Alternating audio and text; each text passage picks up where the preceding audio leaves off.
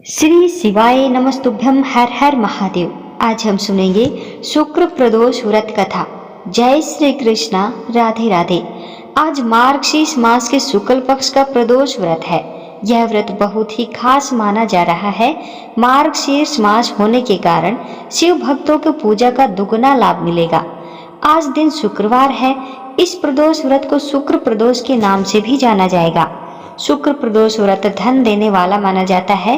कहते हैं प्रदोष व्रत के दिन जो व्यक्ति भगवान शिव और माता पार्वती की विधिवत पूजा करता है और व्रत की कथा सुनता है, औरों को सुनाता है, उसके सभी पाप कर्म नष्ट हो जाते हैं और उसे मोक्ष की प्राप्ति होती है। भगवान भोलेनाथ स्वयं उसकी हर संकटों से रक्षा करते हैं। धन सुख समृद्धि से जीवन परिपूर्ण रहता है। तो आज मैं आपको सुना रही हूँ शुक्र प्रदोष व्रत की बड़ी ही दुर्लभ कथा। इन कथाओं को बड़ी ही श्रद्धा और प्रसन्नचित मन से पूरा अवश्य सुनिएगा। तो आइए भगवान शिव शंकर पार्वती जी के चरणों का ध्यान करते हुए इन कथाओं को सुनते हैं। शुक्र प्रदोष की व्रत कथा को सुनने से सभी मनोकामनाएं पूर्ण होती हैं तथा घर धन धान्य से भरा रहता है। शुक्र प्रदोष व्रत कथा के अनुसार एक गांव में 3 मित्र रहा करते थे, राजकुमार, ब्राह्मण कुमार और धनिक कुमार। राजकुमार और ब्राह्मण कुमार दोनों तो विवाहित थे। धनिक पुत्र का विवाह तो हो गया था, लेकिन उसका गोना अभी शेष था। इसीलिए धनिक पुत्र की पत्नी अपने मायके में ही थी। एक दिन तीनों मित्र स्त्रियों के बारे में चर्चा कर रहे थे। तभी ब्राह्मण कुमार ने स्त्रियों की प्रशंसा करते हुए कहा कि नारीहीन घर तो भूतों का डेरा होता है। धनिक पुत्र ने यह सुना तो तुरंत ही उसने अपनी पत्नी को घर लेवा लाने का निश्चय कर लिया। धनिक पुत्र को उसके माता पिता ने बहुत समझाया कि बेटा, अभी शुक्र देवता डूबे हुए हैं, ऐसे में बहू बेटियों को उनके घर से विदा कर लाना शुभ नहीं माना जाता है। लेकिन धनिक पुत्र ने अपने माता पिता की एक नहीं सुनी और वह अपनी ससुराल पहुंच गया। ससुराल जाने पर उसका खूब आदर सत्कार किया गया। कुछ समय के बाद जब उसने अपनी पत्नी को भी साथ चलने के लिए कहा, तब उसके ससुराल वालों ने उसे समझाने का प्रयास किया, परंतु वह तो अपनी पत्नी को विदा कराने की जिद पर अड़ा रहा। धनिक पुत्र की जिद के कारण कन्या के माता पिता को आखिरकार अपने पुत्र की विदाई करनी ही पड़ी। विदाई कराने के बाद दोनों पति पत्नी शहर के बाहर निकले ही थे कि बैलगाड़ी का पहिया निकल गया और बैल की टांग टूट गई। दोनों को बहुत चोट आई, लेकिन फिर भी वह किसी तरह चलते रहे। अभी कुछ ही दूर पहुंचे थे कि उन्हें रास्ते में ही डाकू मिल गए और डाकुओं ने उनका सारा धन लूट लिया। जैसे ही दोनों घर पहुंचे कि धनिक पुत्र को सांप ने डस लिया। तुरंत ही उसके पिता ने वैद्य को बुलवाया तो वैद्य ने उसे देखने के बाद बताया कि इसकी तो 3 दिन बाद मृत्यु हो जाएगी। जब धनिक पुत्र के मित्र ब्राह्मण कुमार को यह खबर मिली तो वह धनिक पुत्र के घर पहुंचा और उसके माता पिता को शुक्र प्रदोष व्रत रखने के बारे में बताया और उनसे कहा कि इसे पत्नी सहित वापस ससुराल भेज दे। तब धनिक ने ब्राह्मण कुमार की बात मानकर पत्नी सहित अपने पुत्र को उसके ससुराल भेज दिया। जल्दी ही शुक्र प्रदोष का दिन आया। तब उसने विधि विधान से प्रदोष व्रत रखा। इस व्रत को रखने से उसकी हालत ठीक होती चली गई और शुक्र प्रदोष के महात्म्य से उसके सभी कष्ट दूर हो गए। उसके बाद शुभ मुहूर्त में वह अपनी पत्नी को विदा कराकर अपने घर वापस लेकर आया। शुक्र प्रदोष व्रत के दिन हम कथा को अवश्य ही पढ़ना या सुनना चाहिए। मान्यताओं के अनुसार शुक्र प्रदोष व्रत रखने से भगवान शिव की कृपा प्राप्त की जा सकती है। इससे जीवन में किसी भी प्रकार का अभाव नहीं रहता। इतना ही नहीं, हर प्रकार के आर्थिक संकटों का समाधान करने के लिए भी जीवन में प्रदोष व्रत अवश्य ही करना चाहिए। प्रदोष व्रत के प्रभाव से हर तरह के रोग दूर होकर बीमारियों का होने वाले खर्चों में कमी आती है। भगवान शिव तो ज्ञान और मोक्ष का दाता भी माना जाता है। इसीलिए मोक्ष प्राप्ति की इच्छा रखने वाले भक्तों को अपने जीवन में प्रदोष व्रत अवश्य ही रखने चाहिए। दाम्पत्य जीवन में मधुरता बनाने के लिए और खासकर जिन लोगों के विवाह संबंधी कोई समस्याएं बहुत ज्यादा हों, तो ऐसे लोगों को अपने घर पर आई हुई किसी भी स्त्री को मिठाई खिलाकर ही वापस भेजना चाहिए। इस दिन अपने घर को, अपने मंदिर को साफ सुथरा करके पूजन करना चाहिए। भगवान शिव की पूजा में काले गहरे रंग के वस्त्रों का प्रयोग नहीं करना चाहिए। किसी भी प्रदोष व्रत में यदि हो सके तो सफेद या हल्के गुलाबी रंग के वस्त्र धारण करके पूजा करनी चाहिए। पूजा हमेशा पूर्व दिशा की ओर मुंह करके और कुश के आसन पर बैठकर ही करनी चाहिए। आइए अब श्रवण करते हैं असीम शांति, आनंद और सुख संपन्नता देने वाली शुक्र प्रदोष की दूसरी कथा। एक नगर में भगवान शिव का भव्य मंदिर था, जहां हर वर्ष दूर दूर से भक्तजन शिव जी के दर्शन करने के लिए आते थे। उस समय प्रदोष का व्रत था। दूर दूर से भक्तगण जल लेकर भगवान को जलाभिषेक कराने के लिए आए हुए थे। मंदिर का परिसर भक्तों की भीड़ से भरा हुआ था।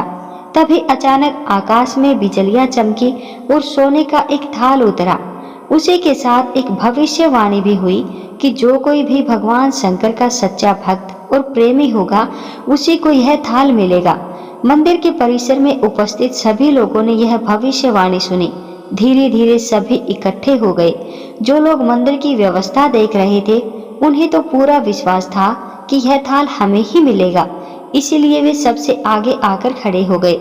सबसे पहले एक पंडित जी आए और बोले, देखिए भाइयों, मैं प्रतिदिन महादेव जी का अभिषेक करता हूँ, अतः मैं ही भोलेनाथ का सबसे निकटवर्ती प्रेमी हूँ, भक्त हूँ, इसलिए यह थाल मुझे ही मिलना चाहिए। इतना कहकर पंडित जी ने थाल उठाया। जैसे ही पंडित जी ने थाल उठाया, थाल पीतल का हो गया। यह देखकर पंडित जी बड़े ही लज्जित हुए। उन्होंने थाल यथास्थान पर रखा और वहां से निकल गए। इसी प्रकार वहां उपस्थित सभी पंडितों ने खुद को आजमाया, लेकिन शायद उनमें से कोई भी सच्चा भक्त नहीं था। उन्हें भी थाल यथास्थान पर रखकर वहां से जाना पड़ा। इसके बाद उस नगर के राजा का आगमन हुआ। राजा साहब आगे आए, बोले कि हे प्रजाजनों, मैंने महादेव के मंदिर में बड़ी भारी दान दक्षिणा की है, इसीलिए यह थाल मुझे ही मिलना चाहिए। इतना कहकर राजा आगे बढ़े और थाल उठाया। जैसे ही राजा ने थाल उठाया, थाल तांबे का हो गया। यह देखकर महाराज भी बड़े लज्जित हुए और थाल यथास्थान पर रखकर एक तरफ खड़े हो गए। इसके बाद इसी तरह एक एक करके दानी, महात्मा और भक्त पधारे। थाल को उठाया, लेकिन किसी के हाथ में कुछ और तो किसी के हाथ में कुछ और हो गया, लेकिन सोने का नहीं रहा। तब लोगों को पता चला कि हम में से कोई भी महादेव का सच्चा भक्त नहीं है। उसी समय एक किसान का आगमन हुआ। वह बेचारा महीनों बाद आज प्रदोष व्रत के शुभ अवसर पर शिव जी का दर्शन करने आया था। गरीब और गृहस्थी के बोझ तले दबा दिन रात खेतों में मेहनत मजदूरी करके अपना और अपने परिवार का गुजारा करता था। अभी रास्ते में आ ही रहा था कि कोई भिखारी मिल गया और कुछ खाने को मांगने लगा। इस किसान को दया आ गई। अपने खाने के लिए जो खाना लाया था, वह उसने उस भिखारी को दे दिया। थाल के बारे में इसने भी सुना था, लेकिन इसने उस ओर कोई ध्यान नहीं दिया। सीधा मंदिर में गया और महादेव का पूजन करके बाहर आ गया। परिक्रमा करके जाने को तय हुआ। तभी पीछे से एक व्यक्ति बोला, अरे ओ भाई, तुम भी थाल को उठाकर देख लो, हो सकता है तुम ही वह सच्चे भक्त हो जिसके लिए यह थाल आया है। किसान को लगा कि वह व्यक्ति उसका मजाक बना रहा है। किसान ने हंसते हुए कहा, भाई, मैं तो कभी कोई पूजा पाठ भी नहीं करता, महीने में एक आध बार मंदिर आ जाता हूँ, काहे का सच्चा भक्त हूँ मैं। वह आदमी बोला, भाई, हम तो देख चुके हैं, हमारी भक्ति तो 2 कौड़ी की भी नहीं है। अब तुम ही अपना हाथ लगाकर देख लो, सोने का थाल मिले या ना मिले, किंतु पता तो चल जाएगा कि तुम्हारी भक्ति में कितनी सच्चाई है। लोगों के बहुत आग्रह करने पर आखिरकार उस भोले भाले किसान ने जाकर थाल उठाया। जैसे ही उसने थाल उठाया, लोगों के आश्चर्य का ठिकाना न रहा। सोने का थाल रोशनी से चमकने लगा। यह देखकर सब लोगों में खुशियों की लहर दौड़ आई। सभी लोग उसके जयकारे लगाने लगे और पूछने लगे, भाई, तुम ही सच्चे भक्त हो, अब हमें भी बता दो कि तुम भोलेनाथ की किस प्रकार भक्ति करते हो, जिससे महादेव तुमसे इतने प्रसन्न हैं। तो किसान बोला, भाई, मैं कोई भक्ति नहीं करता, मैं केवल दिन भर खेतों में काम करता हूँ और थोड़ा समय निकालकर जरूरतमंद लोगों की मदद करता हूँ। इसके अलावा भगवान भोलेनाथ का मन ही मन ध्यान कर लेता हूँ और कोई विशेष कार्य नहीं करता। लोग पूछने लगे, तुम लोगों की मदद क्यों करते हो? हंसते हुए किसान बोला, दूसरों के चेहरे पर मुस्कान देखकर मुझे जो आनंद और खुशी होती है उसे मैं शब्दों में बयां नहीं कर सकता। शायद यही कारण है कि महादेव मुझसे खुश हैं। इसीलिए हमेशा याद रखें कि सतर्क आरंभ आनंद से होता है और अंत भी आनंददायक होता है। दुष्कर्म का आरंभ भी दुख से होता है और अंत भी दुखदायक होता है। आप सैकड़ों मील की यात्रा करके भी दूसरों का दिल दुखाते हैं तो आपकी वह तपस्या, साधना और महादेव का दर्शन धूल के बराबर है। एक बार प्रेम से बोलिए, हे भोलेनाथ, जैसे आपने उस किसान पर कृपा दृष्टि बरसाई वैसे अपने सभी भक्तों का कल्याण करना, सबकी गरीबी दरिद्रता दूर करना और उन्हें मोक्ष देना। आइए अब श्रवण करते हैं शुक्र प्रदोष व्रत की तीसरी कथा, जिसे सुनने मात्र से सभी मनोकामनाएं पूर्ण होती हैं। विदर्भ देश में सत्यरथ नाम से प्रसिद्ध एक राजा थे, जो धर्म में तत्पर, सत्यशील और सभी शिव भक्तों से प्रेम करने वाले थे। धर्म पूर्वक पृथ्वी का पालन करते हुए उनका बहुत सा समय सुख पूर्वक बीत गया। कुछ समय पश्चात किसी समय सालों देश के राजाओं ने उस राजा की राजधानी पर आक्रमण करके उसे चारों ओर से घेर लिया तथा उन शत्रुओं ने राजा का बड़ा भयंकर युद्ध किया। शत्रुओं के साथ भीषण युद्ध करके उसकी बड़ी भारी सेना नष्ट हो गई। फिर दैव योग से राजा मारे गए। उन नरेश के मारे जाने पर मरने से बचे हुए सैनिक मंत्रियों सहित भय से विह्वल होकर भाग खड़े हुए। उस समय विदर्भ राज सत्यरथ की महारानी शत्रुओं से घिरी होने पर भी अनेकों प्रयत्न करके रात के समय अपने नगर से बाहर निकल गई। वे गर्भवती थी, अतः शोक से संतप्त हो भगवान शंकर के चरण कमलों का चिंतन करती हुई वे धीरे धीरे पूर्व दिशा की ओर बहुत दूर चली गई। सवेरा होने पर रानी ने भगवान शंकर की दया से एक निर्मल सरोवर देखा। उस समय तक वे बहुत दूर तक का रास्ता तय कर चुकी थी। सरोवर के तट पर आकर वे सुकुमारी रानी एक छायादार वृक्ष के नीचे बैठ गई। भाग्यवश उसी निर्जन स्थान में वृक्ष के नीचे ही रानी ने उत्तम गुणों से युक्त शुभ मुहूर्त में एक दिव्य बालक को जन्म दिया, जो सभी शुभ लक्षणों से संपन्न था। दैववश उस बालक की जननी अर्थात महारानी को बड़े जोर की प्यास लगी। जब वे पानी पीने के लिए उस सरोवर में उतरी, उतने में ही एक बड़े भारी गार यानी मगरमच्छ ने आकर रानी को अपना ग्रास बना लिया। अब बालक पैदा होते ही माता पिता से विहीन हो गया। भूख प्यास से पीड़ित हो उस तालाब के किनारे जोर जोर से रोने लगा। इतने में उस पर कृपा करके भगवान शिव वहां आ गए और उस शिशु की रक्षा करने लगे। उन्हीं की माया से एक ब्राह्मणी अकस्मात वहां आ गई। वह विधवा थी, घर घर भिक्षा मांगकर जीवन निर्वाह करती थी और अपने 1 वर्ष के बालक को गोद में लिए हुए उस तालाब के तट पर पहुंच गई। उसने एक अनाथ शिशु को वहां कृदन करते हुए देखा तो निर्जन वन में उस बालक को देखकर ब्राह्मणी को बड़ा विस्मय हुआ और मन ही मन विचार करने लगी, यह नवजात शिशु जिसकी नाल भी अभी तक नहीं कटी है, पृथ्वी पर पड़ा हुआ है। इसकी माँ भी नहीं है, पिता आदि दूसरे कोई सहायक भी यहाँ दिखाई नहीं दे रही है। इसका क्या कारण होगा? न जाने यह किसका पुत्र होगा।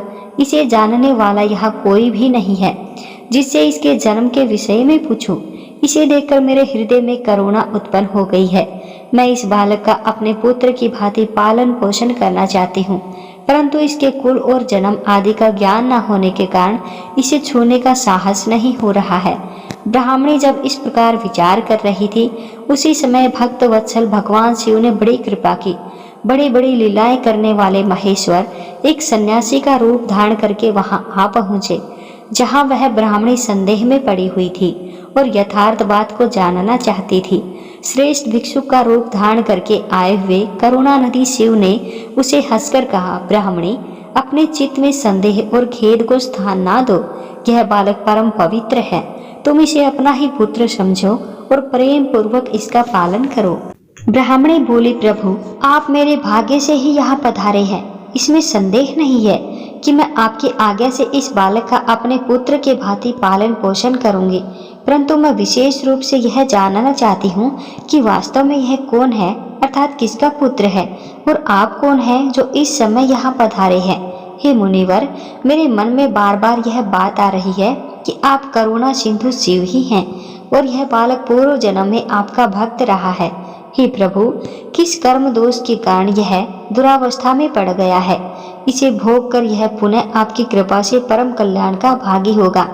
मैं भी आपकी माया से ही मोहित हो मार्ग भूलकर यहाँ आ गई हूँ। आपने ही इसके पालन के लिए मुझे यहाँ भेजा है।